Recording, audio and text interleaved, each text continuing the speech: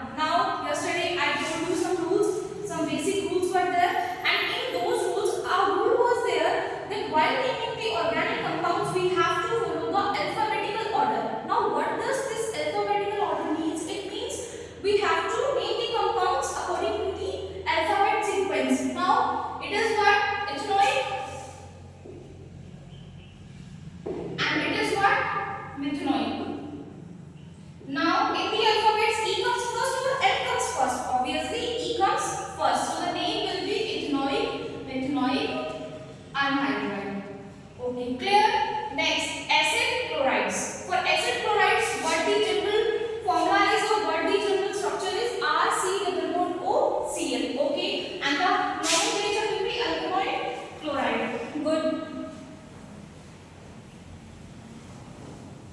Okay, alkanoid chloride RC double bond O Cl. Now let us consider one example. C double bond of Cl. Okay. Okay, let us take this example. Okay. Again, start the numbering from the functional group 1, 2, 3, and 4. How many number of carbon atoms are there? 4. So it is what? Butyl chloride. Because we have to place oil chloride as a suffix in the nomenclature of acid chlorides. Then acid amides. For acid amides, consider one example: CH3, CH2, C double bond O, NH2. Again, start numbering 1, 2, 3. Now, how to name? Alkanamide. Alkanamide. It means how many number of carbon atoms are there? 3 are there. It is what? Propane plus amide. Now we know that both the vowels are same, so E will get eliminated from here. What the name will become? Propanamide. Clear? After that, esters are there. Yes, esters is the good one. How to name esters? First of all, we should know about the functional group of esters. What are esters? Esters are RC double bond OOR. Now, there are 2 R groups. These R groups can be same or different depending on the type of example. Now, coming to the nomenclature, we will name it by alkyl alkanoate. Now, what this alkyl is and what this alkane is? See, CH3, C double bond O CH3. Good. Okay. Now, here it is what?